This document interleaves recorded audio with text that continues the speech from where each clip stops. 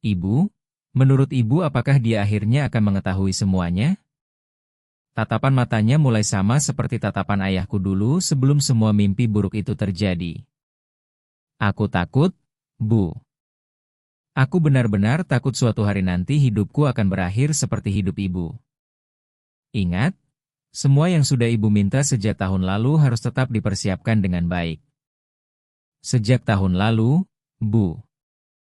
Aku tidak tahu sampai kapan aku masih sanggup menjalani semua ini. Pelankan suaramu. Dinding rumah ini lebih mudah menghantarkan suara daripada yang kamu bayangkan. Selama 1 tahun penuh, seorang istri diam-diam menyiapkan jalan untuk pergi, sebuah rekening darurat terus bertambah sedikit demi sedikit, sementara suaminya berdiri tepat di balik pintu tanpa mengucapkan sepatah kata pun. Namun sejak detik itu, hidup mereka tidak akan pernah sama lagi. Apa sebenarnya isi rekening itu? Dan siapa sebenarnya orang yang paling berbahaya dalam kisah ini? Perlahan akan terungkap. Nama saya Raka Mahendra Wicaksana. Usia saya 42 tahun. Sepanjang hidup, saya selalu memegang satu keyakinan sederhana. Laki-laki yang baik tidak pernah mengumumkan beban yang dipikulnya, dia hanya terus memikulnya. Keyakinan itulah yang menemani saya melewati 14 tahun pernikahan, 3 kali penugasan keamanan di luar negeri, dan perjalanan karir yang dibangun untuk melindungi orang lain, sementara saya sendiri diam-diam menghadapi luka batin setiap pukul 2 dini hari. Keyakinan itu pula yang membuat saya tetap tersenyum setiap makan malam keluarga selepas kebaktian minggu tanpa pernah menceritakan apapun tentang hal-hal yang membuat saya terjaga hampir setiap malam. Dan keyakinan itulah yang nyaris membuat saya kehilangan segalanya. Ada malam-malam ketika Melati Anindya Kusuma, istri saya, sudah tertidur lelap di samping saya, sementara saya masih terjaga, mengulang kembali kenangan selama bertugas di luar negeri. Bukan ledakan atau suara tembakan yang teringat, melainkan kesunyian beberapa detik sebelum keadaan berubah menjadi bencana. Bunyi sepatu saya menginjak kerikil pada pukul 3 dini hari ribuan kilometer dari rumah. Saya tidak pernah menceritakan kenangan itu kepada istri saya. Saya selalu mengira bahwa menyimpan semuanya sendirian berarti melindunginya. Baru sekarang saya mengerti bahwa memendam sesuatu dan melindungi seseorang ternyata bukanlah hal yang sama. Pada Jumat sore menjelang akhir September, saya duduk di ruang kerja saya di lantai 28 sebuah gedung perkantoran di kawasan bisnis Tunjungan, Surabaya, memandang ke arah Selat Madura sambil memegang pena di atas berkas gugatan cerai yang baru disiapkan pengacara saya, Dimas Arya Pranoto, beberapa hari sebelumnya. Di layar komputer terpampang kontrak konsultasi keamanan berdurasi 2 tahun senilai sekitar 5,4 miliar rupiah, pencapaian terbesar sepanjang karir saya. Namun di dalam saku jas saya tersimpan alasan sebenarnya mengapa saya menemui pengacara itu. Laporan mutasi rekening yang saya temukan beberapa hari sebelumnya. Rekening yang tidak pernah saya ketahui keberadaannya. Nama istri saya tercantum di sana, begitu pula saldo sekitar 750 juta rupiah. Coba bayangkan. Saya menghabiskan seluruh hidup untuk menemukan hal-hal yang disembunyikan orang lain. Tetapi justru rahasia terbesar di rumah saya sendiri sama sekali tidak pernah saya sadari. Dan hingga sekarang, yang terus menghantui pikiran saya bukanlah rekening itu. Bahkan bukan pula bagian yang paling menyedihkan. Sebelum saya menceritakan bagaimana seorang pria yang terbiasa mengamankan gedung justru dikejutkan oleh rahasia di rumahnya sendiri, izinkan saya kembali ke beberapa hari sebelumnya. Karena ketika saya akhirnya menemui pengacara, istri saya ternyata sudah jauh lebih lama menyiapkan kepergiannya daripada yang pernah saya bayangkan. Hanya saja saya belum mengetahuinya. Semua bermula pada Selasa malam. Awal musim kemarau yang mulai berganti menuju musim hujan di Surabaya selalu menghadirkan cahaya senja yang lembut, sementara angin dari Selat Madura membawa udara yang sedikit lebih sejuk. Sekitar pukul 18.45 saya meninggalkan kantor, menyusuri jalan pantai Kenjeran dengan sedikit membuka jendela mobil seperti kebiasaan saya setiap pulang kerja, lalu tiba di rumah kami di Jalan Citarum, kawasan Darmo, beberapa menit setelah pukul 19. Lampu teras mati, sesuatu yang sama sekali tidak aneh karena Melati Anindya Kusuma selalu berusaha menghemat listrik, kebiasaan yang terbentuk sejak masa kecilnya ketika keluarganya hidup pas-pasan. Saya membuka pintu, menggantung jaket di gantungan dekat pintu, lalu berdiri beberapa saat di dapur yang terasa terlalu sunyi. Di atas meja ada sepiring roti lapis ayam panggang yang sudah dingin, masih terbungkus plastik makanan, dengan saus mustard sesuai selera saya. Di sampingnya terdapat secarik catatan tulisan tangan milik Melati Anindya Kusuma yang hanya berisi 4 kata. Jangan menungguku. Saya membacanya 2 kali. Seperti seseorang yang merasa 4 kata itu terdengar asing jika berasal dari perempuan yang dicintainya. Biasanya Melati Anindya Kusuma selalu menggambar hati kecil di bawah inisial namanya pada setiap catatan, daftar belanja, kartu ulang tahun, bahkan catatan kecil tentang surat yang datang ke rumah. Namun kali ini tidak ada apapun di bawah tulisannya. Dan saya langsung menyadarinya. Saya berusaha meyakinkan diri bahwa catatan itu tidak berarti apa-apa. Namun setelah 14 tahun hidup bersama seseorang, kita belajar membaca makna di balik 4 kata sesungguhnya sebagaimana orang lain membaca sepucuk surat yang panjang. Saya membuka bungkus roti lapis itu lalu memakannya sendirian sambil berdiri di meja dapur pada pukul 23. Karena ada kebiasaan yang sudah jauh lebih tua daripada rasa sakit yang menyertainya. Saat itulah saya mulai mencari. Bukan karena curiga, melainkan karena naluri yang sama yang pernah membuat saya tetap hidup selama bertugas di luar negeri dan membantu saya menjaga keselamatan begitu banyak orang di tempat kerja. Ada sesuatu di rumah itu yang terasa berbeda, seperti sebuah ruangan yang tiba-tiba terasa asing ketika pintu yang biasanya selalu tertutup mendadak terbuka sedikit. Saya menemukannya di laci paling bawah meja kerja di ruang baca. Laci yang sudah berbulan-bulan tidak pernah saya buka. Di bawah tumpukan faktur lama dan kartu garansi yang sudah kedaluarsa terdapat sebuah map dokumen yang bahkan saya sendiri tidak ingat pernah menyusunnya. Di dalamnya tersimpan bukti transfer ban selama bertahun-tahun, uang yang saya kirim kepada Melati Anindya Kusuma sebagai modal membangun usaha pemasaran miliknya, juga uang yang diam-diam saya kirim kepada ibu mertua saya, Ratih Kusumaningrum, untuk membantu membayar berbagai tagihan yang Melati Anindya Kusuma selalu hindari untuk dibicarakan saat makan malam keluarga. 5 tahun angka-angka tersusun rapi dengan tulisan tangan saya sendiri, menjadi bukti semua beban yang saya pikul tanpa pernah sekalipun saya ceritakan kepada siapapun. Tangan saya tetap tenang ketika membacanya. Ketenangan semacam itu adalah sesuatu yang saya latih selama bertahun-tahun hingga mampu mengalahkan apapun yang bergolak di dalam diri. Namun begitu map itu saya tutup, tubuh saya akhirnya mulai bergetar. Mula-mula ujung jari saya, lalu rahang saya, kemudian saya menarik napas panjang sebelum merasa cukup kuat untuk kembali berdiri tegak. Tepat di bagian paling bawah map itu terdapat selembar laporan mutasi rekening atas nama Melati Anindya Kusuma yang belum pernah saya lihat sebelumnya. Rekening itu baru dibuka 8 bulan lalu dengan saldo sekitar 750 juta rupiah. Malam itu saya duduk lama di tepi meja kerja. Saya belum marah, hanya merasa lelah hingga ketulang. Saya teringat setiap giliran kerja malam risiko di kawasan Surabaya Selatan yang tidak pernah saya ceritakan kepada istri saya. Saya mengingat setiap pengorbanan yang saya lakukan dalam diam karena saya percaya itulah yang dilakukan seorang suami yang baik. Selama ini saya mengira telah memahami istri saya sepenuhnya. Saya mengira 14 tahun pernikahan sudah membuat saya mengenal setiap sudut hatinya. 3 hari kemudian saya kembali duduk di kantor Dimas Arya Pranoto di lantai 28 sebuah gedung di kawasan Tunjungan. Tempat berkas gugatan cerai akhirnya disiapkan. Bukan karena kemarahan, melainkan karena kelelahan yang terlalu lama dipendam.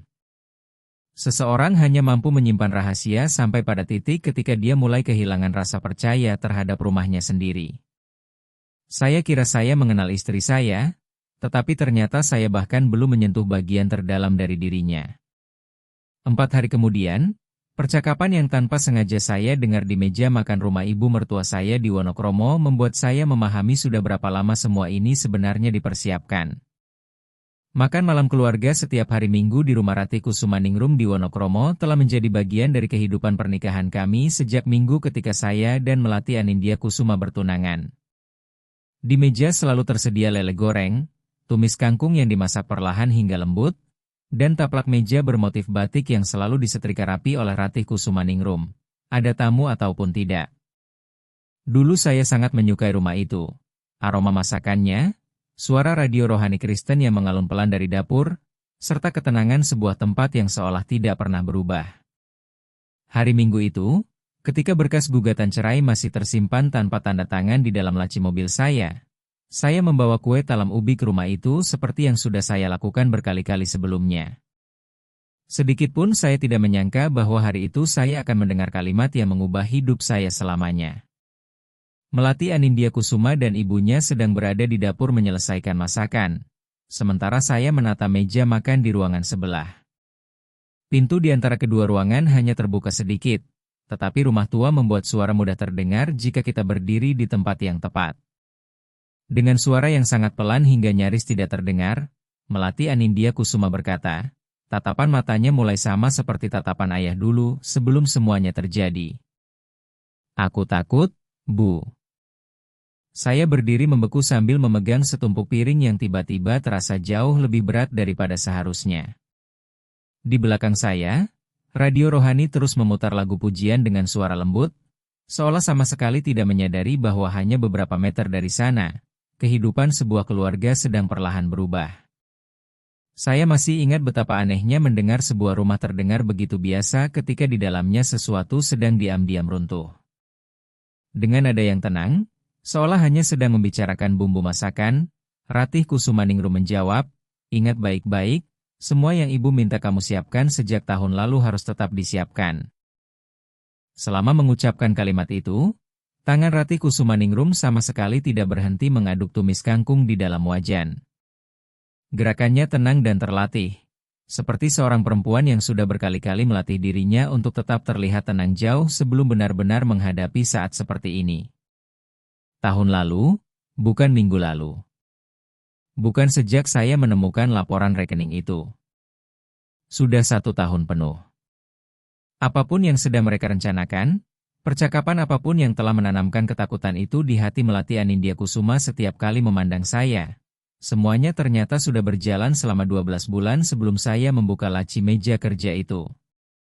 Saya meletakkan piring-piring di atas meja dengan perlahan, lalu menyelesaikan menata meja makan seolah tidak terjadi apa-apa. Memang seperti itulah saya ditempa sepanjang hidup. Menahan semuanya di dalam hati. Tetap tenang. Jangan pernah membiarkan siapapun melihat tangan Anda gemetar. Makan malam berlangsung seperti biasa.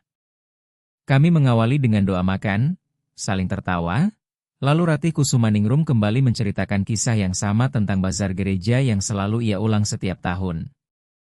Saya tersenyum di saat yang tepat, menjawab seperlunya, lalu setelah semuanya selesai saya mengantar istri saya pulang. Malam itu jalan pantai Kenjeran lengang. Di sebelah kiri kami, Selat Madura tampak gelap dan luas, sementara cahaya gedung-gedung Surabaya berkilau di kejauhan. Melati Anindya Kusuma duduk di kursi penumpang sambil menatap layar ponselnya, sedangkan saya menggenggam setir begitu erat hingga buku-buku jari terasa nyeri. Saya tidak mengucapkan sepatah kata pun karena takut nada suara saya akan membocorkan apa yang baru saja saya dengar. Pikiran saya melayang ke 3 tahun sebelumnya, pada sebuah malam yang selama ini sengaja saya kubur dalam ingatan. Saat itu saya menerima tawaran menjadi direktur keamanan di sebuah perusahaan besar di Balikpapan, dengan gaji hampir 2 kali lipat dari penghasilan saya saat itu, pekerjaan yang diimpikan banyak orang setelah puluhan tahun membangun karir. Saya pulang ke rumah dengan perasaan begitu gembira hingga hampir tidak sanggup menyusun kata-kata. Namun ketika saya menyampaikan kabar itu, Melati Anindya Kusuma menatap saya dari seberang meja makan dengan kepanikan yang jelas terlihat di matanya. Ibuku tidak mungkin hidup jauh dariku, Raka. Kamu tahu itu, katanya lirih. Tanpa membantah, tanpa memperdebatkan, tanpa sedikit pun menunjukkan rasa kecewa, saya memilih mengalah.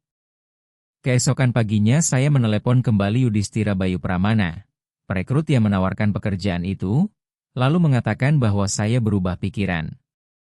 Saat itu saya meyakinkan diri sendiri bahwa laki-laki yang benar tidak akan memaksa keluarganya meninggalkan orang-orang yang mereka cintai. Selama 3 tahun berikutnya saya tidak pernah lagi menyinggung kesempatan itu, karena saya percaya mencintai seseorang berarti rela melepaskan apa yang kita inginkan demi memenuhi apa yang mereka butuhkan. Malam itu, ketika mobil terus melaju di sepanjang jalan pantai Kenjeran, untuk pertama kalinya saya bertanya dalam hati apakah pengorbanan sebesar itu pernah benar-benar disadari oleh istri saya. Kami melanjutkan perjalanan dalam keheningan.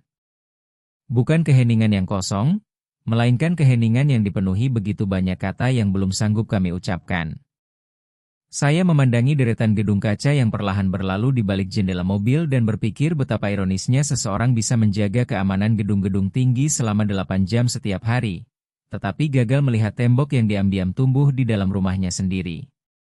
Setibanya di rumah, Melati Anindya Kusuma langsung masuk ke kamar untuk tidur. Sedangkan saya duduk sendirian di ruang kerja dengan secangkir kopi yang perlahan menjadi dingin di tangan. Saya sendiri tidak tahu apa yang mendorong saya membuka laptop milik istri saya malam itu. Laptop itu tergeletak begitu saja tanpa kata sandi. Seperti biasanya, karena selama ini saya percaya kami tidak pernah memiliki rahasia satu sama lain. Setidaknya itulah yang selalu saya yakini. Kalender digital di dalamnya dipenuhi janji temu yang hanya diberi kode inisial LB. Setiap 2 minggu sekali pada hari Kamis pukul 16 selama 8 bulan terakhir. Akhirnya saya mengenali arti inisial itu setelah menemukan sebuah dokumen asuransi lama di laci bersama kami. Ternyata, LB adalah singkatan dari Dr. Kirana Ayu Maheswari, seorang psikolog yang membuka praktik di kawasan Surabaya Barat. 8 bulan lamanya istri saya menghadiri sesi konseling setiap Kamis sore tanpa pernah menceritakannya kepada saya. Dari catatan pada aplikasi ponselnya, saya mengetahui seluruh biaya dibayar secara tunai. Tidak ada klaim BPJS ataupun asuransi kesehatan, tidak ada jejak transaksi yang mungkin muncul pada rekening bersama kami. Semuanya dilakukan dengan sangat hati-hati. Kehati-hatian yang membuat saya sadar bahwa ini bukan sekadar soal menjaga privasi, melainkan memastikan saya sama sekali tidak akan pernah mengetahuinya. Melati Anindya Kusuma juga terbangun sambil menjerit, tetapi bukan karena mimpi buruk yang sedang saya alami. Perempuan itu ketakutan kepada saya. Bahkan sebelum saya benar-benar sadar sepenuhnya, ia sudah turun dari tempat tidur, berlari keluar rumah, dan beberapa saat kemudian saya mendengar suara mobilnya meninggalkan halaman tepat sekitar pukul 2.40 dini hari. Selama 3 hari berikutnya ia tidak pulang. Ketika akhirnya kembali, ia menghindari tatapan mata saya dan menolak memberitahu kemana ia pergi, meskipun saya sebenarnya sudah mengetahui jawabannya. Ia pasti berada di rumah ibunya, Ratih Kusumaningrum, di Wonokromo, tempat yang selalu ia anggap lebih aman daripada rumah kami setiap kali rasa takut menguasainya. Selama 14 tahun pernikahan kami, saya tidak pernah sekalipun membentak istri saya, apalagi mengangkat tangan kepadanya. Apapun yang ia lihat ketika saya mengalami mimpi buruk malam itu bukanlah diri saya. Itu hanyalah bayangan masa lalu yang selama ini hidup di dalam dirinya, bayangan yang tidak pernah benar-benar ia jelaskan sehingga saya tidak pernah mampu memahaminya. Saya tidak tahu sejak kapan sebenarnya istri saya mulai mempersiapkan kepergiannya. Saya juga tidak tahu sejak kapan ibu mertua saya mengetahui seluruh rahasia hidup saya, mulai dari biaya operasi jantung yang diam-diam saya bayarkan, giliran kerja malam yang penuh risiko, hingga kesempatan bekerja di Balikpapan yang saya lepaskan. Sementara setiap minggu mereka tetap duduk di hadapan saya, tersenyum, lalu meminta saya mengoper tumis kangkung di meja makan seolah tidak ada apa-apa. 2 minggu kemudian, sebuah peristiwa yang terjadi di ruang perawatan rumah sakit pada pukul 3 dini hari akan menjawab semua pertanyaan itu sekaligus memunculkan satu pertanyaan baru yang bahkan belum pernah terlintas di benak saya. Apakah Ratih Kusumaningrum benar-benar sedang melindungi putrinya? Atau justru perlahan menghancurkan sebuah pernikahan yang sejak awal tidak pernah diberi kesempatan untuk tumbuh dengan adil? Sepanjang karir saya selalu berusaha memastikan orang lain tidak perlu merasakan bagaimana rasa takut benar-benar menghancurkan tubuh seseorang. Karena itu terasa ironis ketika pada suatu Kamis saya justru terbangun di sebuah ranjang perawatan RSUD Dr. Suetomo Surabaya, dengan 3 tulang rusuk retak dan kepala berdenyut hebat. Untuk pertama kalinya setelah puluhan tahun melindungi orang lain, saya sendirilah yang menjadi korbannya. Semua bermula ketika Fajar Dwi Nugraha, mantan pegawai di salah satu gedung klien kami di kawasan Tunjungan yang baru saja diberhentikan, memaksa masuk melewati meja resepsionis dalam keadaan sangat emosional dan sulit dikendalikan. Saya segera memerintahkan penguncian seluruh gedung dan mengevakuasi semua pegawai melalui pintu keluar layanan sebelum petugas Polrestabes Surabaya tiba di lokasi. Dalam kekacauan saat mengarahkan orang-orang keluar melalui tangga darurat, seseorang mendorong saya sangat keras hingga tubuh saya menghantam kusen pintu dan jatuh dengan posisi yang salah. Luka saya tidak terlihat terlalu parah, tetapi cukup untuk membuat 3 tulang rusuk retak dan membuat saya harus terbaring di rumah sakit untuk kedua kalinya dalam hidup. Yang pertama terjadi bertahun-tahun lalu saat menjalankan penugasan di luar negeri, sebuah pengalaman yang sampai sekarang masih terlalu berat untuk saya ceritakan. Yang paling saya ingat dari minggu itu justru bukan rasa sakitnya, melainkan langit-langit ruang perawatan. Ubin putih dengan noda air yang bentuknya mengingatkan saya pada Pulau Madura. Saya terus menghitung jumlah ubin itu karena lebih mudah melakukannya daripada memikirkan rasa sakit yang menusuk setiap kali bernapas. Sesekali ingatan saya melayang ke langit-langit lain yang terbuat dari lembaran logam bergelombang, diterangi lampu neon yang menyilaukan, dengan aroma cairan antiseptik yang tidak mampu menutupi bau yang jauh lebih mengerikan. Kenangan itu kadang muncul begitu saja tanpa diundang. Setiap kali tubuh saya kembali mengingat harga yang harus dibayar untuk tetap tenang di tengah rasa sakit, saya membiarkannya berlalu seperti biasanya dan kembali menghitung ubin di langit-langit. Sekitar pukul 18 sore itu, Melati Anindya Kusuma datang ke rumah sakit. Saya mendengar suara langkah sepatu pantofelnya yang tergesa-gesa di lorong bahkan sebelum melihat wajahnya. Begitu ia membuka pintu ruang perawatan dan melihat saya terbaring dengan selang infus di lengan di bawah selimut tipis rumah sakit, seluruh ekspresinya langsung runtuh. Selama ini saya selalu menjadi orang yang berdiri di depan pintu rumah dengan kunci di tangan, memeriksa setiap kunci 2 kali, dan membuatnya merasa tidak ada bahaya yang mampu menyentuh kami selama saya masih berdiri di sana. Kini, untuk pertama kalinya dalam 14 tahun pernikahan kami, ia melihat seorang laki-laki yang bahkan tidak mampu melindungi dirinya sendiri. Ia perlahan duduk di kursi di samping tempat tidur saya lalu menangis tanpa sedikit pun berusaha menyembunyikan air matanya. Maafkan aku, kata Melati Anindya Kusuma berulang kali. Tetapi saat itu saya sama sekali belum memahami apa sebenarnya yang menurutnya harus ia sesali. Tiba-tiba ponselnya bergetar di atas meja dorong kecil di antara kami. Saya tidak berniat mengintip, tetapi layar ponselnya menyala terang di ruangan yang redup, dan notifikasi itu muncul cukup lama hingga saya sempat membacanya sebelum ia buru-buru membalikkan ponselnya. Rencana keselamatan. Pengingat, dokumen siap ditinjau oleh pengacara. Anehnya, detak jantung saya tidak melonjak seperti yang mungkin dibayangkan orang. Justru sebaliknya, napas saya menjadi semakin lambat dan teratur, ritme yang selama bertahun-tahun saya latih untuk menenangkan diri ketika menghadapi 30 detik paling genting dalam sebuah operasi pengamanan. Apapun yang akan saya dengar setelah ini, saya ingin mendengarnya dengan kepala yang jernih, bukan dikuasai oleh emosi. Itu bukan sekadar kumpulan catatan acak, melainkan dokumen yang disusun dengan rapi selama berbulan-bulan bersama seorang pengacara, tepat seperti seseorang yang sedang menyiapkan sebuah perkara hukum, bukan berusaha menyelamatkan rumah tangganya. Saya tidak langsung bertanya. Saya hanya memandangi wajah Melati Anindya Kusuma ketika ia sadar bahwa saya telah membaca notifikasi itu. Perlahan warna wajahnya memudar, persis seperti seseorang yang tahu tidak ada lagi penjelasan yang mampu menghapus apa yang baru saja terjadi. Melati, kata saya pelan, itu apa? Saat akhirnya menjawab, tubuhnya gemetar. Kedua tangannya menggenggam erat gelas kopi kertas seolah benda itulah satu-satunya yang masih mampu memberinya rasa tenang. Aku takut hidupku akan berakhir seperti hidup ibuku, katanya lirih. Rasa takut itu sudah lama ada, Raka. Aku hanya tidak pernah tahu bagaimana mengatakannya.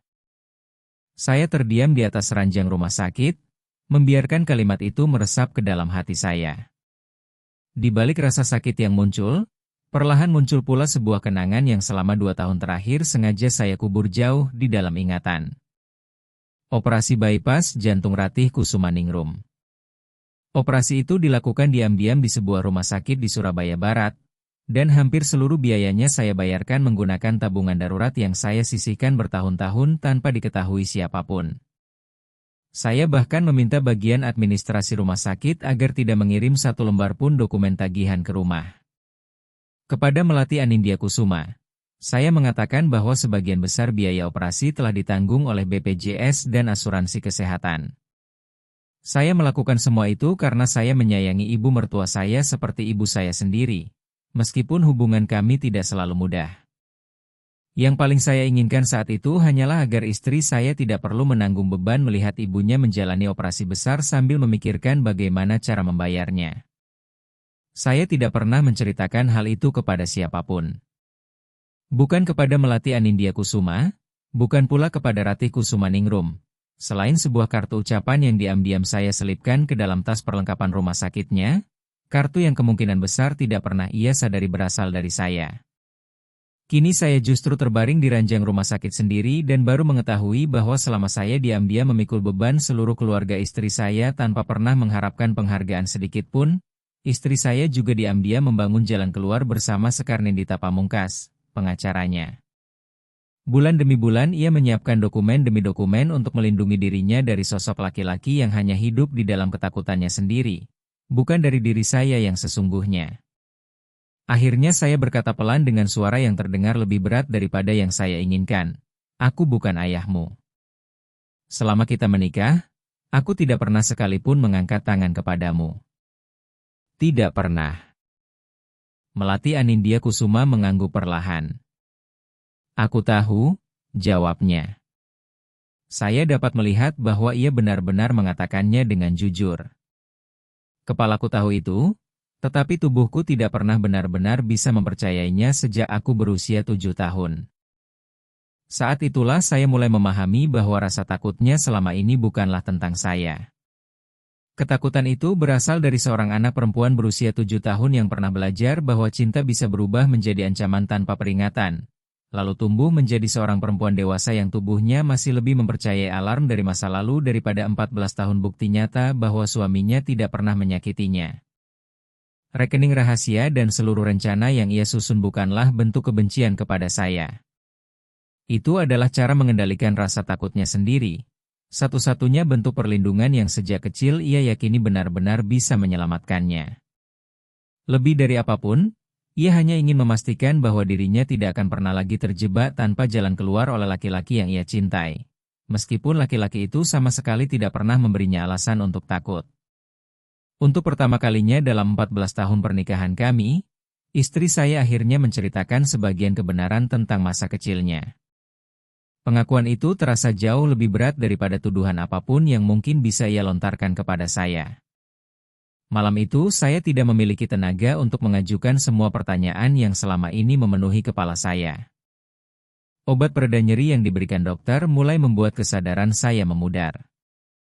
Ada kelelahan yang sangat berbeda ketika akhirnya kita memahami sesuatu yang seharusnya sudah kita sadari bertahun-tahun sebelumnya. Saya perlahan mengulurkan tangan. Setiap gerakan kecil membuat tulang rusuk saya terasa nyeri, tetapi akhirnya saya berhasil menggenggam tangan Melati Anindya Kusuma. Ia membiarkan saya memegangnya.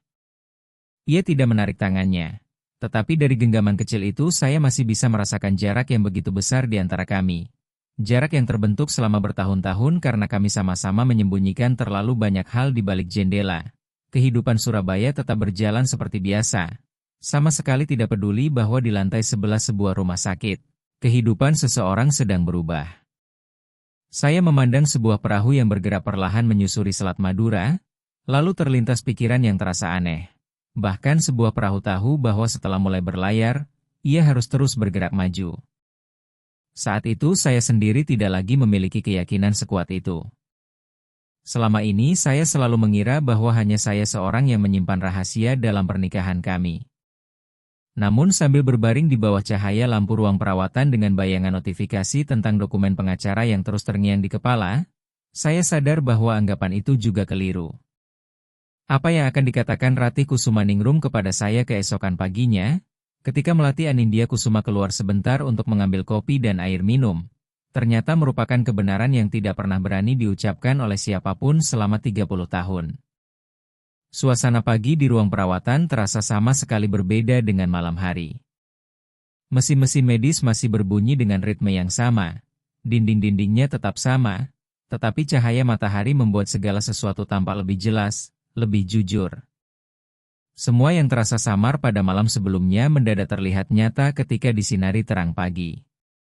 Tepat pukul 9, Ratih Kusumaningrum masuk ke ruang perawatan saya.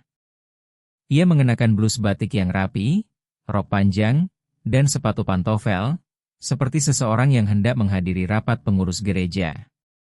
Di tangannya terdapat sepiring kue kering mentega yang ditutup aluminium foil, dibawanya dengan hati-hati seolah membawa sebuah persembahan. Saat Melati Anindya Kusuma keluar menuju lorong untuk mengambil kopi dan air minum, untuk pertama kalinya selama 14 tahun saya dan ibu mertua saya berada berdua saja di dalam satu ruangan tanpa ada tempat lain untuk mengalihkan pandangan. Ia meletakkan piring itu di atas meja kecil, tetapi tidak langsung duduk. Selama beberapa saat ia berdiri di kaki ranjang saya sambil menyilangkan tangan, menatap saya seperti seseorang yang sedang memandangi sebuah foto lama yang sudah bertahun-tahun tidak pernah dilihatnya. Akhirnya ia menarik napas panjang lalu berkata pelan, "Aku berutang sebuah kejujuran kepadamu, Raka. Entah kita siap mendengarnya atau tidak." Setelah itu ia merapikan rok panjangnya dengan kedua tangan sebanyak 2 kali. Kebiasaan kecil itu langsung saya kenali karena Melati Anindya Kusuma selalu melakukan gerakan yang sama setiap kali hendak mengatakan sesuatu yang sulit. Selama ini saya tidak pernah menyadari bahwa kebiasaan sederhana itu diwariskan dari ibunya. Baru pagi itu saya melihat dengan jelas bagaimana kegelisahan yang diwariskan selama 30 tahun hidup di depan mata saya. Saya tetap diam.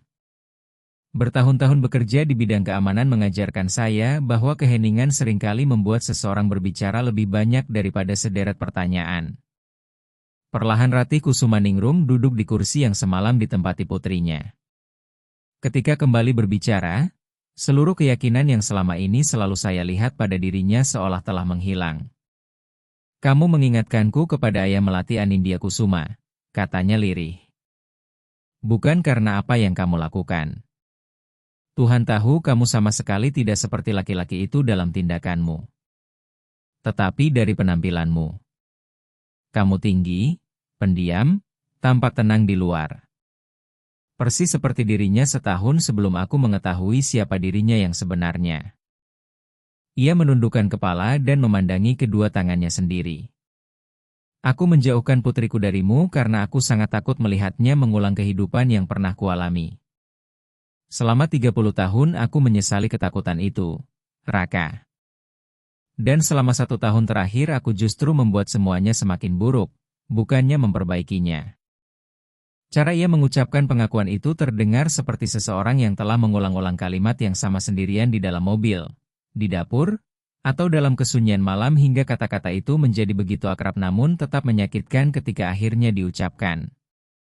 Saya merasakan sesuatu di dalam dada saya seolah retak, dan rasa itu sama sekali tidak ada hubungannya dengan tulang rusuk saya yang patah. Beberapa saat kami hanya saling diam. Dari lorong rumah sakit terdengar roda troli berderit pelan dengan irama yang biasa saja, dan anehnya suara sederhana itu membuat saya bersyukur karena menjadi pengingat bahwa dunia di luar sana masih terus berjalan, meskipun dunia saya sendiri sedang berubah sepenuhnya. Akhirnya saya berkata perlahan, "Jadi selama ini ibu tahu semuanya?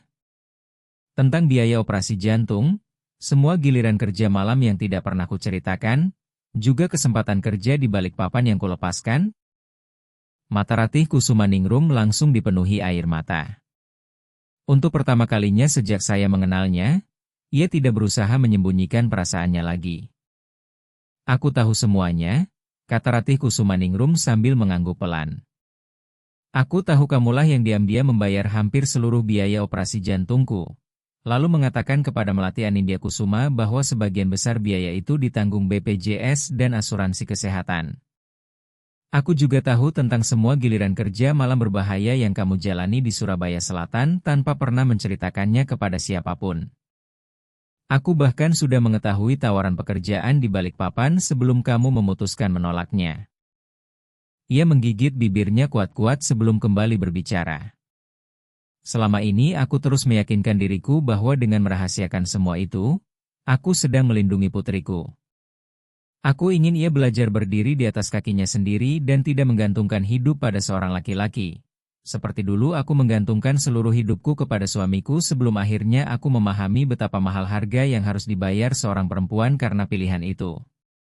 Tetapi sekarang aku sadar, Raka, yang sebenarnya kulindungi bukanlah putriku. Aku hanya melindungi diriku sendiri agar tidak perlu mengakui bahwa sejak awal aku telah salah menilaimu. Tepat ketika Ratih Kusumaningrum menggenggam tangan saya di atas selimut rumah sakit, Melati Anindya Kusuma kembali masuk ke ruangan sambil membawa kopi dan air minum. Ia langsung berhenti di ambang pintu ketika melihat kami berdua. Suasana kali ini sangat berbeda dengan malam sebelumnya. Semalam dipenuhi keterkejutan, kesunyian, dan rasa dingin yang menyakitkan. Kini yang memenuhi ruangan adalah kehangatan yang jauh lebih berat, kehangatan sebuah keluarga yang akhirnya memilih berhenti saling melindungi dari kebenaran. Saya melihat perubahan di wajah istri saya.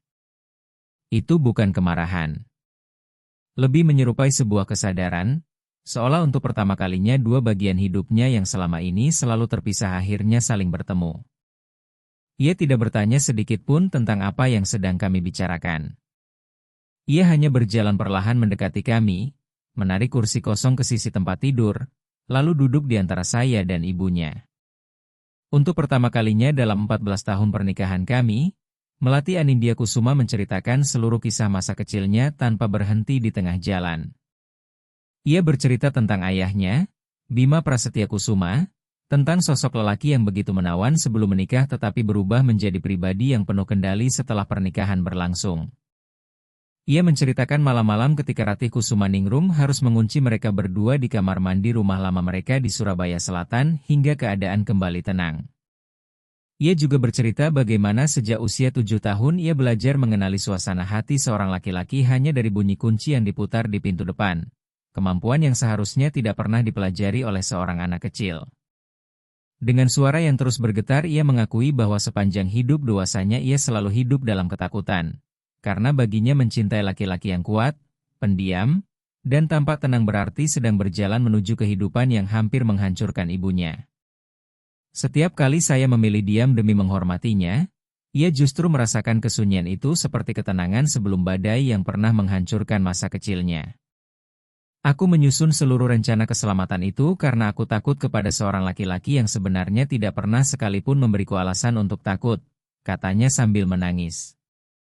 Dan aku membiarkan rasa takut itu menghapus seluruh penghargaan yang seharusnya pantas kamu terima atas semua pengorbanan yang diam-diam kamu lakukan untuk keluarga ini. Perlahan Ratih Kusumaningrum meraih tangan putrinya.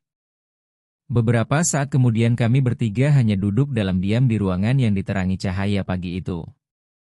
3 orang yang saling mencintai, tetapi telah menghabiskan bertahun-tahun menyembunyikan kebenaran yang seharusnya sudah lama diucapkan. Maafkan aku, kata Ratih Kusumaningrum sekali lagi sambil menatap langsung ke mata saya. Kali ini permintaan maaf itu bukan sekadar ucapan untuk mengakhiri percakapan, melainkan penyesalan yang seharusnya sudah ia sampaikan bertahun-tahun lalu. Saya tidak memiliki jawaban yang sempurna. Mungkin memang tidak ada jawaban seperti itu.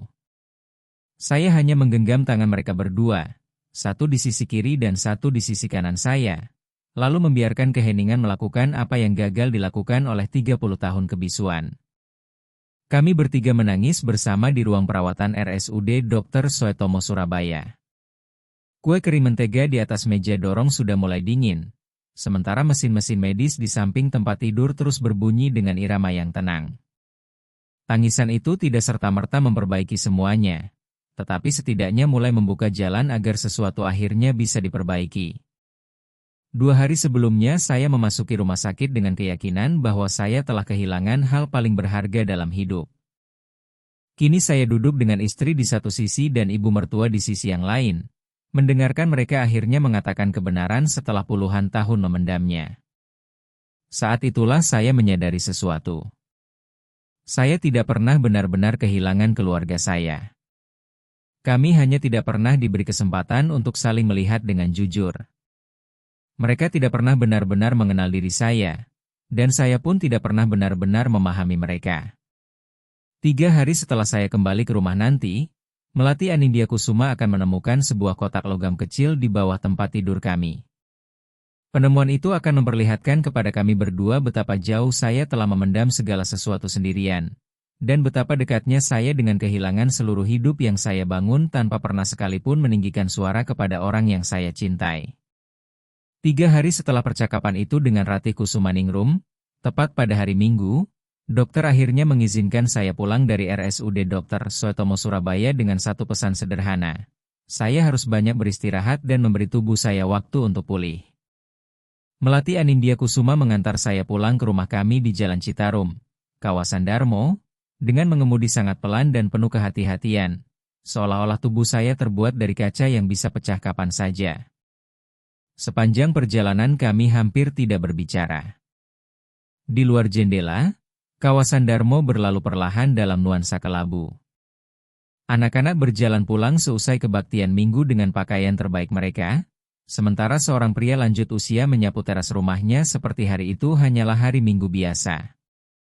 Saya masih ingat sempat berpikir betapa anehnya dunia tetap berjalan sebagaimana mestinya, sementara hidup saya sendiri sedang berada di antara akhir dan awal yang baru, dan tidak seorang pun di luar mobil itu mengetahui apa yang sebenarnya sedang terjadi. Begitu kami masuk ke dalam rumah, mata saya langsung tertuju pada sebuah koper sebelum Melati Anindya Kusuma sempat menyimpannya. Koper itu berada di sudut lemari pakaian kami, resletingnya hanya tertutup separuh, dengan pakaian yang dilipat sangat rapi di dalamnya. Cara menyusunnya membuat saya tahu koper itu tidak dikemas secara tergesa-gesa. Koper itu dipersiapkan dengan tenang, mungkin selama berminggu-minggu, bahkan lebih lama. Melati Anindya Kusuma menyadari saya sedang menatap koper itu, tetapi ia tidak berusaha mencari alasan. Dengan suara pelan ia berkata, "Sejak kamu pulang dari rumah sakit, setiap hari aku melewati lemari itu beberapa kali. Aku tahu seharusnya aku membongkar koper itu, tetapi ada bagian dalam diriku yang belum sanggup menyentuhnya. Karena begitu aku membukanya, aku harus mengakui betapa dekatnya aku dengan keputusan untuk benar-benar pergi. Ada bagian dari diri saya yang ingin bertanya sudah berapa lama koper itu menunggu di sana, tetapi saya memilih diam. Saya mulai memahami bahwa ada pertanyaan-pertanyaan yang tidak lagi membutuhkan jawaban, melainkan hanya membutuhkan keberanian untuk berhenti menghindarinya. Saya tidak membahas koper itu sedikit pun. Sebaliknya, saya berjalan perlahan menuju kamar tidur, berlutut dengan sangat hati-hati karena tulang rusuk saya masih terasa nyeri, lalu menarik sebuah kotak logam kecil dari bawah ranjang. Kotak tahan api seukuran kotak sepatu itu sudah saya simpan selama bertahun-tahun. Benda seperti itu biasanya hanya dimiliki oleh orang yang terbiasa hidup penuh kehati-hatian tanpa pernah mengira ada orang lain yang akan melihat isinya.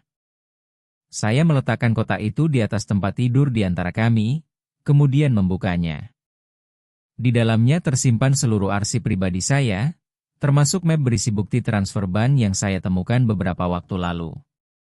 Bertahun-tahun dukungan yang saya berikan secara diam-diam tercatat jelas di sana. Namun di bagian paling bawah terdapat sebuah amplop yang sudah 3 tahun tidak pernah saya buka. Di dalamnya ada sebuah kartu ucapan tulisan tangan dari Ratih Kusumaningrum, dibuat tidak lama setelah operasi jantungnya 3 tahun lalu. Sebelum saya sempat menghentikannya, Melati Anindya Kusuma mengambil kartu itu dan mulai membacanya. Saya melihat kedua tangannya berhenti bergerak di tengah kalimat. Isi kartu itu berbunyi, "Terima kasih atas semua yang sudah kamu lakukan untukku. Rasa terima kasihku jauh lebih besar daripada yang bisa kuungkapkan dengan kata-kata. Tolong jangan biarkan Melati Anindya Kusuma mengetahui bahwa kamulah yang membantuku. Aku ingin dia belajar berdiri di atas kakinya sendiri, bukan bergantung kepada seorang laki-laki seperti dulu aku bergantung kepada suamiku." Setelah selesai membaca, Melati Anindya Kusuma meletakkan kartu itu kembali di atas tempat tidur. Ia duduk terdiam cukup lama. Ia belum menangis, hanya terdiam dalam keheningan yang sangat dalam. Akhirnya ia bertanya dengan suara pelan, jadi kamulah yang membayar operasi ibu? Dan selama 3 tahun kamu menepati permintaannya untuk merahasiakan semua itu dariku? Saya mengangguk perlahan. Aku tidak melakukannya supaya ada orang yang berutang budi kepadaku, jawab saya. Aku melakukannya karena aku menyayanginya, bagaimanapun rumitnya hubungan kami. Dan aku juga sangat menyayangimu sehingga aku tidak ingin kamu menanggung rasa bersalah karena merasa tidak mampu membantu ibumu. Melati Anindya Kusuma mengangkat wajahnya. Kali ini yang pecah di wajahnya bukan lagi kepanikan seperti yang saya lihat di rumah sakit, melainkan kesedihan mendalam atas waktu yang telah hilang sia-sia. Dengan suara yang bergetar ia berkata, "Aku harus mengatakan sesuatu kepadamu. Notifikasi dari pengacara yang kamu lihat di ponselku itu sebenarnya bukan awal dari semuanya. Berkas gugatan cerai sudah selesai hampir 2 minggu sebelum kamu mengalami kecelakaan. Saat itu aku benar-benar berniat mengajukannya." Ia berhenti sejenak untuk menenangkan diri, lalu melanjutkan, "Tetapi ketika aku berdiri di depan ruang perawatan dan melihatmu terbaring terluka karena sekali lagi kamu sedang melindungi orang lain seperti yang selalu kamu lakukan, aku tidak sanggup melanjutkan semuanya. Sampai sekarang aku sendiri belum sepenuhnya memahami alasannya. Aku hanya tahu bahwa aku tidak bisa melakukannya." Setelah itu kami duduk saling berhadapan di tepi tempat tidur untuk waktu yang sangat lama. Di antara kami terbuka kotak logam kecil itu, sementara kartu lama dari Ratih Kusumaningrum masih tergeletak di atas selimut seperti barang bukti dalam sebuah perkara yang sebenarnya tidak ingin dimenangkan oleh siapapun. Tidak ada lagi perdebatan. Tidak ada lagi yang perlu dipersoalkan. Yang tersisa hanyalah 2 orang yang akhirnya mampu saling memandang tanpa perlindungan, tanpa tembok, dan tanpa kepura-puraan yang selama bertahun-tahun kami bangun sendiri. Setelah cukup lama terdiam, saya akhirnya berkata pelan, "Aku tidak tahu apakah kita masih bisa memulai semuanya lagi dari titik ini." "Aku juga tidak tahu seperti apa memulainya lagi," jawab Melati Anindya Kusuma pelan. "Tetapi aku tahu satu hal. Aku tidak ingin lagi menyembunyikan apapun darimu. Bukan tentang terapi yang selama ini kujalani, bukan tentang ketakutanku, dan bukan tentang apapun lagi." Saya mengangguk perlahan. Aku juga begitu. Selama 14 tahun aku selalu mengira diam adalah hadiah terbaik yang bisa kuberikan kepadamu. Baru sekarang aku mulai memahami bahwa mungkin justru itulah hal paling membuat kita berdua merasa sendirian. Setelah itu kami tetap duduk cukup lama tanpa mengucapkan sepatah kata pun. Hanya 2 orang yang akhirnya bisa menghirup udara yang sama tanpa merasa harus berjaga-jaga. Rasanya sederhana sekali, sekadar bernapas dengan tenang di ruangan yang sama bersama orang yang kita cintai, tetapi saya baru menyadari sudah berapa lama saya tidak pernah merasakan ketenangan seperti itu. Perlahan Melati Anindya Kusuma menutup kotak logam kecil di antara kami. Gerakannya lambat dan penuh keyakinan. Seperti seseorang yang akhirnya memutuskan bahwa benda itu tidak lagi perlu menjadi tempat menyimpan rahasia. Setelah itu ia mengulurkan tangannya kepada saya. Kali ini saya membiarkannya menggenggam tangan saya tanpa ragu.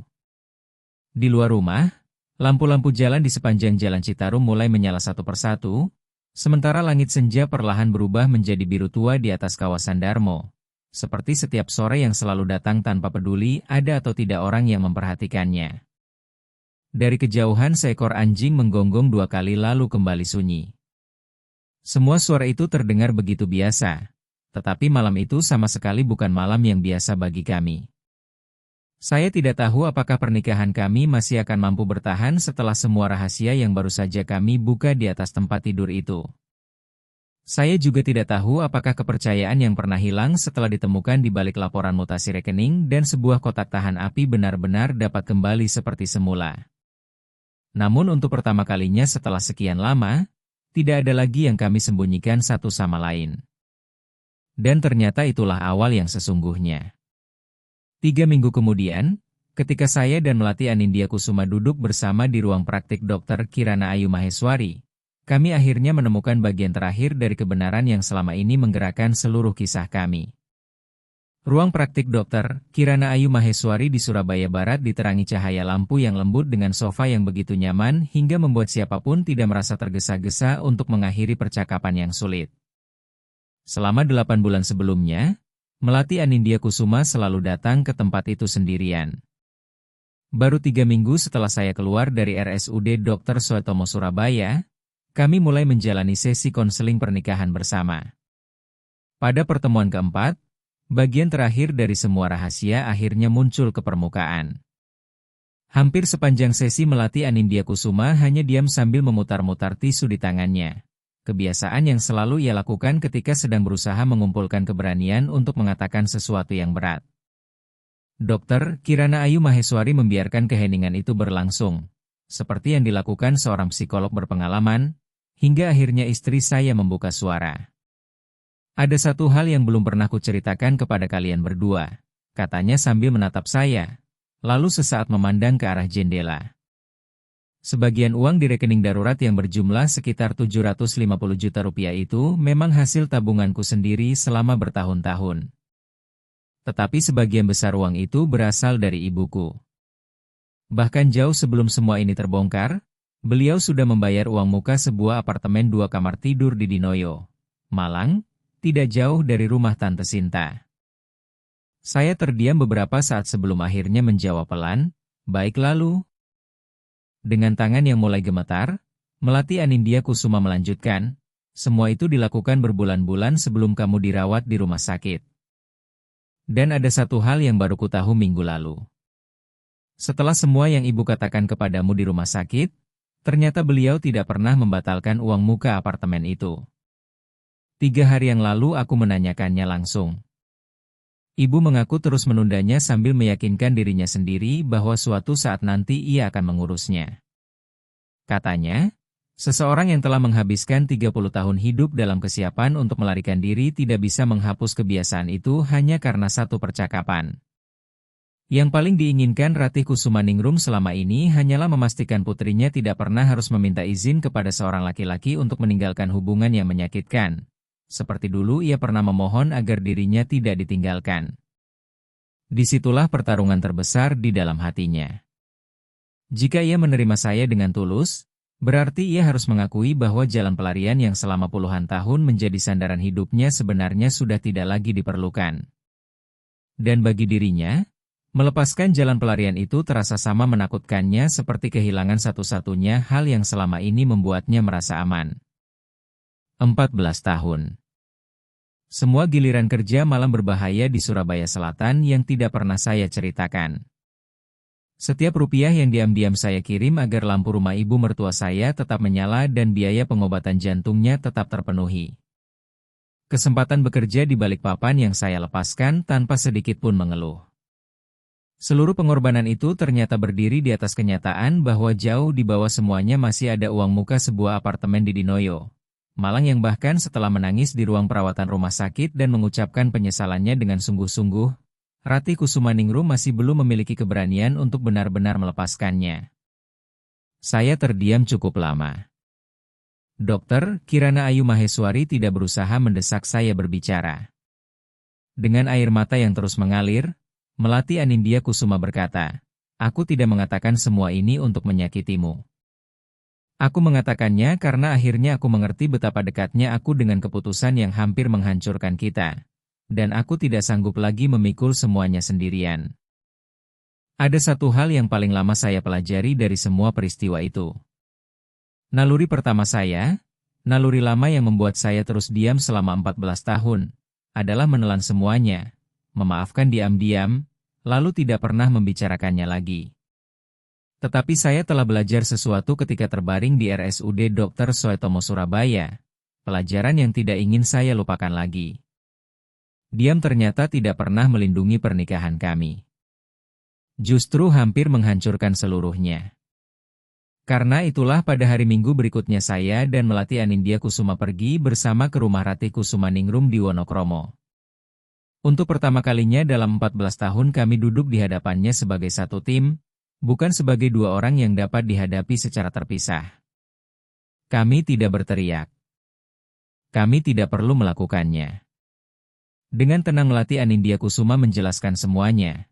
Mulai dari apartemen di Dinoyo, Malang, urutan waktunya, hingga bertahun-tahun rahasia yang disimpan atas nama perlindungan. Setelah itu ia hanya mengajukan satu pertanyaan kepada ibunya. Mengapa ibu masih belum bisa melepaskannya? Kali ini Ratih Kusumaningrum tidak memiliki alasan yang siap diucapkan. Untuk pertama kalinya dalam 30 tahun, ia tidak mencoba mencari pembenaran. Dengan suara pelan ia berkata, mengucapkan maaf di ruang rumah sakit ternyata jauh lebih mudah daripada benar-benar melepaskan kebiasaan hidup yang sudah kubangun selama 30 tahun. Kalau aku benar-benar melepaskannya, berarti aku harus mengakui bahwa rasa takut itu sebenarnya bukan tentang dirimu, Raka. Ketakutan itu milikku sendiri. Aku mempertahankan apartemen itu sebagai jaminan bagi luka yang belum pernah benar-benar sembuh. Dan mengakuinya di usia seperti sekarang bukanlah hal yang mudah. Pada minggu yang sama, akhirnya Ratih Kusumaningrum membatalkan perjanjian sewa apartemen tersebut. Ia juga mulai menjalani sesi konseling bersama seorang psikolog, Dr. Wulan Puspitasari, yang membuka praktik tidak jauh dari rumahnya di Wonokromo. Perlahan, dari satu hari Minggu ke hari Minggu berikutnya, makan malam keluarga di rumahnya tidak lagi terasa seperti sandiwara yang harus dipertahankan, melainkan kembali menjadi rumah yang sesungguhnya. Hingga sekarang saya dan Melati Anindya Kusuma masih menjalani sesi konseling bersama Dr. Kirana Ayu Maheswari setiap 2 minggu sekali. Ada sesi yang sangat berat, tetapi hampir setiap kali kami pulang, kami selalu menjadi sedikit lebih jujur daripada saat kami datang. Usaha pemasaran milik Melati Anindya Kusuma, usaha yang dulu saya bantu secara diam-diam melalui hasil kerja malam saya di Surabaya Selatan, akhirnya memperoleh keuntungan nyata pertamanya pada musim ini. Kali ini ia sendiri yang memperlihatkan hasilnya kepada saya di meja makan rumah kami pada suatu Selasa malam. Layar laptopnya menampilkan lembar kerja keuangan yang penuh angka, dan saya melihat wajahnya bersinar karena keberhasilan yang benar-benar dibangunnya sendiri, bukan sesuatu yang diam-diam diberikan oleh orang lain. Pemandangan itu jauh lebih berharga bagi saya daripada besarnya keuntungan yang tercatat di layar. Saya masih tetap menjadi orang yang terbiasa memikul beban. Itulah diri saya, dan saya rasa hal itu tidak akan berubah meskipun usia saya kini 42 tahun. Namun sekarang saya memahami perbedaan besar antara memikul beban karena cinta dan memikul semuanya sendirian karena takut meminta pertolongan. Memahami perbedaan itulah yang akhirnya mengubah seluruh hidup saya. Kini, setiap kali kami pergi ke rumah Ratih Kusumaningrum di Wonokromo pada hari Minggu, ia sudah berdiri di depan pintu bahkan sebelum kami sempat mengetuk. Taplak meja batiknya sudah terbentang rapi di atas meja makan, radio rohani Kristen sudah mengalunkan lagu-lagu pujian seperti biasa. Rumah itu masih sama. Aromanya masih sama. Namun kini tidak ada lagi yang terasa seperti sandiwara. Untuk pertama kalinya, rumah itu benar-benar terasa seperti rumah bagi kami bertiga. Dari semua yang saya alami, saya belajar bahwa pengorbanan yang dilakukan dalam diam justru bisa perlahan menguras kehidupan sebuah pernikahan yang sebenarnya sedang kita perjuangkan. Sebab kebaikan yang tidak pernah diketahui siapapun tidak akan pernah benar-benar dikenang. Kebaikan itu hanya diterima, lalu perlahan dilupakan.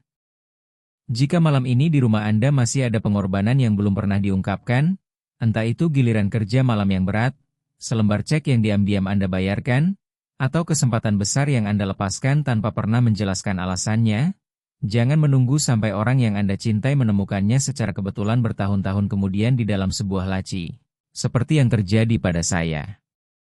Malam ini, sebelum meja makan dibereskan, duduklah berhadapan dengan orang yang paling Anda cintai dan ceritakan satu hal baik yang pernah Anda lakukan untuknya tetapi belum pernah ia ketahui.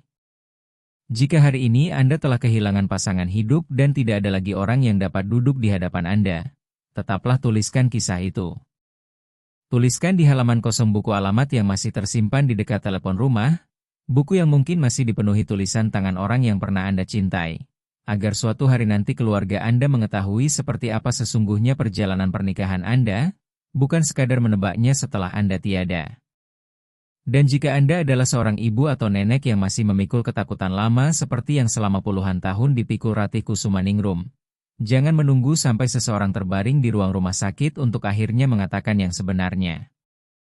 Pada hari Minggu nanti, sebelum Anda kembali merapikan taplak meja batik yang selalu Anda siapkan setiap minggu, teleponlah putri Anda dan ceritakan alasan sebenarnya di balik semua kekhawatiran Anda, bukan alasan yang selama ini terdengar lebih indah tetapi tidak sepenuhnya jujur. Kebenaran yang diucapkan di tengah makan malam sederhana pada hari biasa jauh lebih mampu menyembuhkan daripada kebenaran yang baru diungkapkan setelah seseorang hampir kehilangan segalanya.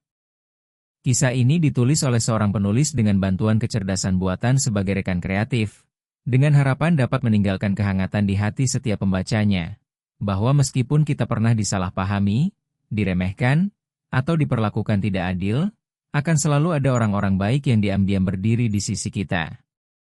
Tim produksi, cerita dan skenario oleh Kinan Fadil Pratama, pengembangan karakter serta konsep visual oleh Krisna Adiwijaya, penyusunan naskah video dan adaptasi adegan oleh Davi Nugraha Putra, bersama sebuah tim yang sepenuh hati menghadirkan kisah ini agar dapat menyentuh kehidupan banyak orang.